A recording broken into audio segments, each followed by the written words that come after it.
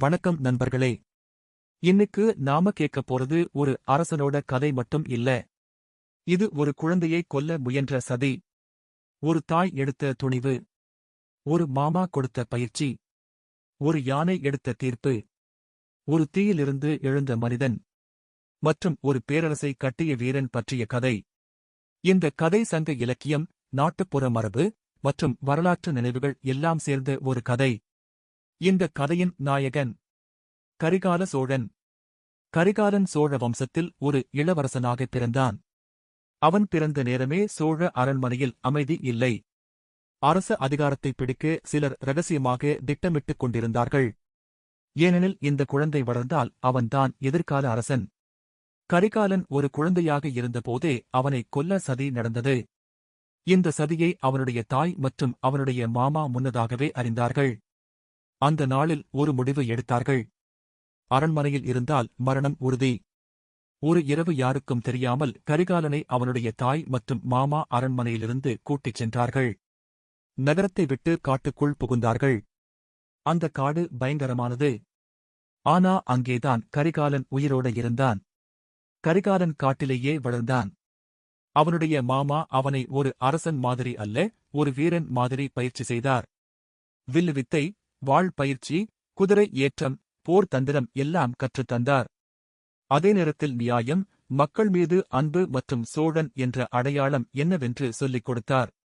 கரிகாலன் பெரியவனான பிறகு அவனுடைய மாமா உண்மையை சொன்னார். நீ ஒரு சாதாரண மனிதன் இல்லை.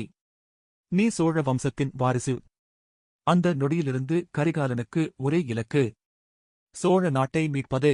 கரிகாலன் ஒரு சாதாரண மனிதன் போல நகரத்துக்குள் நுழைந்தான். அந்த நேரத்தில் சோழ நாட்டில் ஒரு பெரிய அரசியல் நாடகம் நடந்து கொண்டிருந்தது. அரசன் இல்லாததால் அதிகாரம் அமைச்சர்களின் கையில் இருந்தது. அவர்கள் ஒரு பொம்மை அரசன் அமைக்க நினைத்தார்கள். அரசன் இருந்தாலும் அதிகாரம் அவர்களிடம் இருக்க வேண்டும். மக்களை ஏமாற்ற ஒரு நாடகம் நடத்தப்பட்டது. ஒரு அரச யானைக்கு மலர் மாலை கொடுத்து நகரத்துக்குள் அனுப்பினார்கள். யாருடைய கழுத்தில் யானை மாலையை போடுகிறதோ அவனே அரசன் என்று அறிவித்தார்கள். அனைவரும் தங்களுக்கு பிடித்தவரை நினைத்துக் கொண்டிருந்தார்கள். ஆனா யானை நேராக சென்று கரிகாலனின் கழுத்தில் மாலையை போட்டது. நகரமே அதிர்ந்தது. விசாரணையில் உண்மை வெளிவந்தது. இவன்தான் சோழ இளவரசன் கரிகாலன். இந்த உண்மை அவர்களுக்கு பிடிக்கவில்லை. அவனை அரசனாக்காமல் கைது செய்தார்கள். ஒரு இரவு சிறைக்கு தீ வைத்தார்கள். அவன் அந்த தீயில் சாக வேண்டும் என்பதுதான் அவர்களுடைய திட்டம். கரிகாலனின் மாமா முன்னதாகவே இதை கணித்து அவனை தப்பிக்க வழி செய்திருந்தார். கரிகாலன் உயிர் தப்பினான்.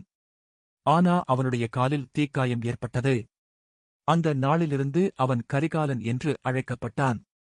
கரிகாலன் தன்னை ஆதரிக்கும் மக்களையும் படை வீரர்களையும் ஒன்று சேர்த்தான். சோழர்கள் மீண்டும் எழுந்தார்கள். இந்த போரில் கரிகாலனுக்கு எதிராக சேர மன்னன், பாண்டிய மன்னன் மற்றும் பல சிற்றரசர்கள் ஒன்றாக சேர்ந்தார்கள். வெண்ணி, ஒரு பெரிய சமவெளி, தந்திரத்துக்கு ஏற்ற இடம். கரிகாலன் இந்த இடத்தை சரியாக தேர்ந்தெடுத்தான். கரிகாலன் படையை பல பிரிவாக பிரித்தான். முன்னணி, வில்லாளர்கள், குதிரைப்படை, மறைவு தாக்குதல் குழு. சங்கு முழங்கியது. வாள் மோதியது. போர்க்களம் முழுக்க தூசி கிளம்பியது. கரிகாலன் முன்னணியில் நின்றான். சேர மன்னன் யானை படையை இறக்கினான். சோழ படை ஒரு நொடிக்கு குலுங்கியது. கரிகாலன் யானைகளை கொல்லவில்லை, அவற்றை திருப்பினான். வில்லாளர்கள் யானைகளின் கண், காது, கால்களை தாக்கினார்கள். யானைகள் திரும்ப ஓடி சேர படையையே மிதித்தன. மறைவு குழு பின்னாலிருந்து தாக்கியது. எதிரிகள் சிதறினார்கள். போர்க்களத்தில் ஒரு அம்பு சேர மன்னனின் பின்பக்கத்தில் பாய்ந்தது. அந்த காயம் உடலைவிட மனதை அதிகமாக காயப்படுத்தியது. ஏனெனில் பின்பக்க காயம் அவன் வீரத்தை கேள்வி கேட்டது. அந்த அவமானத்தை சேர மன்னன் தாங்க முடியவில்லை. அவன் அந்த போர்க்களத்திலேயே உயிரிழந்தான். அந்த நாளில் வெண்ணி நிலத்தில் சோழர்கள் வென்றார்கள். ஒரு குழந்தை அரசனான நாள் அது. கரிகாலன் காவேரியில் கல்லணை கட்டினான். விவசாயம் வளர்ந்தது. நகரங்கள் வளர்ந்தன. பூம்புகார் ஒரு பெரிய துறைமுகமானது. கரிகால சோழன் அரசனாக பிறக்கவில்லை, அவன் அரசனாக உருவாக்கப்பட்டான். அதனால்தான் இன்னைக்கும் அவன் ஒரு பெயர் இல்லை. ஒரு வரலாறு. இந்த கதை உங்களுக்கு பிடிச்சிருந்தா லைக், ஷேர், சப்ஸ்கிரைப் பண்ணுங்க.